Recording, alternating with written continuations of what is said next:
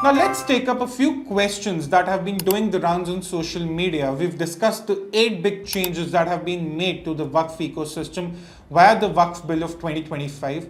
But let's look at the ground impact. Let's analyze what changes are really going to be witnessed on the ground. Let's take the first question. What does the bill do for the non-Muslims, starting with the Hindus?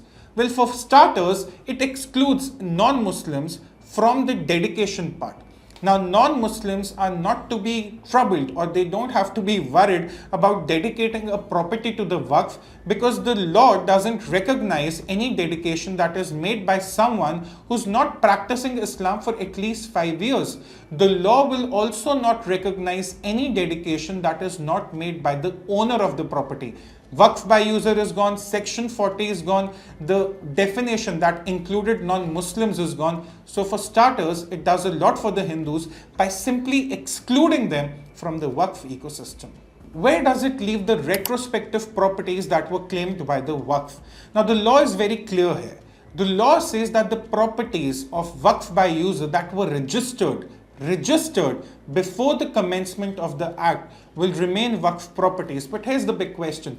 How many properties are actually registered given they were dedicated verbally? Also, no government properties, even retrospectively, are now going to be qualifying as Waqf properties. So when you talk about retrospective properties, government properties are an exception. The law is very clear about that. And the law is also clear that the properties that are registered, that need to also be registered on the designated online portal within 6 months of the commencement of the act, only they'll be realized as Waqf properties, as legitimate Waqf properties. And to reinstate that number, of the 37 lakh acres, 22 lakh acres is Waqf by user.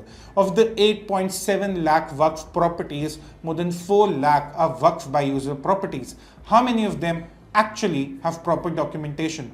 This is the time where we'll find it out. Kagaz ab dikhane honge.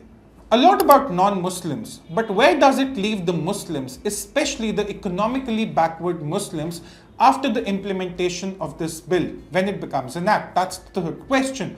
Now, one has to understand, as the non-Muslims were aggrieved under the Waqf ecosystem, so were the Muslims. Their land parcels were being locked up without any revenue generation. They had no option to go to the courts. It's easy to assume that the aggrieved parties under the Waqf ecosystem are only non-Muslims, which they are, but it's also the Muslims, especially the ones who cannot rescue the lands, who were suffering. The new law ensures that the dedication can only be made by people who own a certain property. So no one can now just randomly assign a property to the Waqf using section 40 or Waqf by user. And this is where the economically backward Muslims will feel empowered. Interestingly, one of the journalists who has been speaking against the Waqf ecosystem, speaking against the Waqf Amendment Bill of 2025 and the Modi government, and she's been writing columns about this, was actually asking the government to do something about the Waqf ecosystem back in 2017. Hence proved the Modi government listens to everyone's plight, even those who criticize it.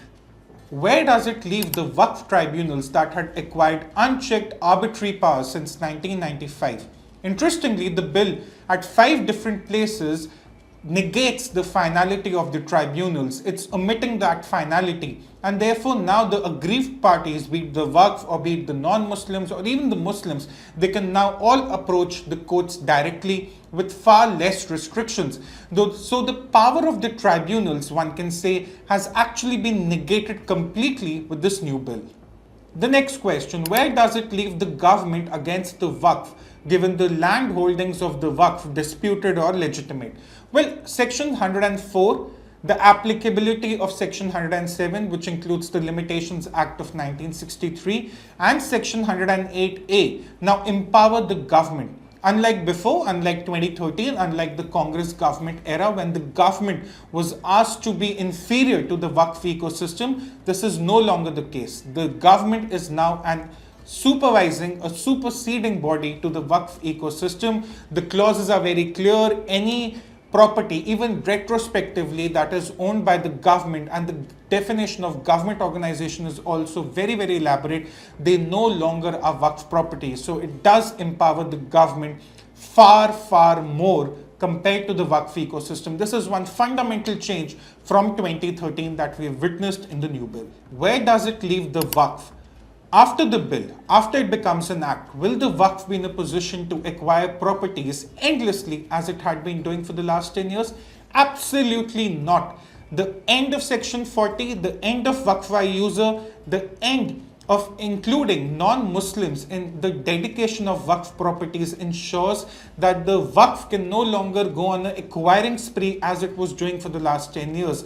All the empowerment that the Waqf ecosystem was gifted on a platter in 2013 by the then UPA government has now been negated, and therefore the future of Waqf in existence is secure. The future of Waqf as a management authority is secure, but that acquiring spree without even any paperwork, that has come to a swift end.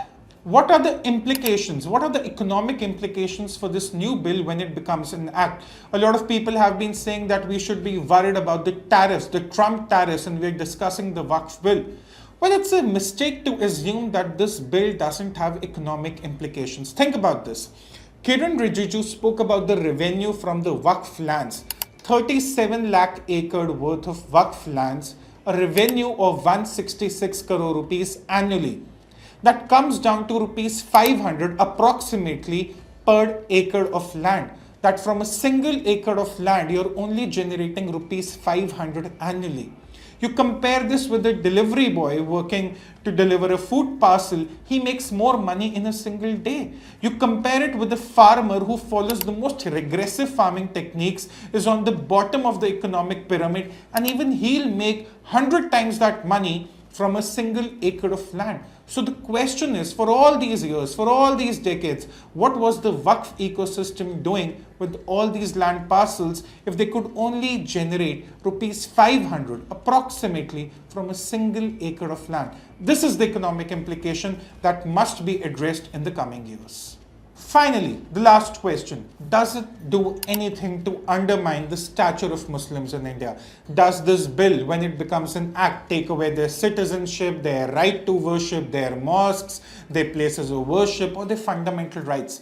Absolutely not. These rumors also came up during the implementation of CAA. This discussion also happens around the UCC, but this law, this bill has absolutely nothing to do with the citizenship, the rights, the mosque, the places of worship of the Muslims. The government here is not interested in the mosque. People need to understand.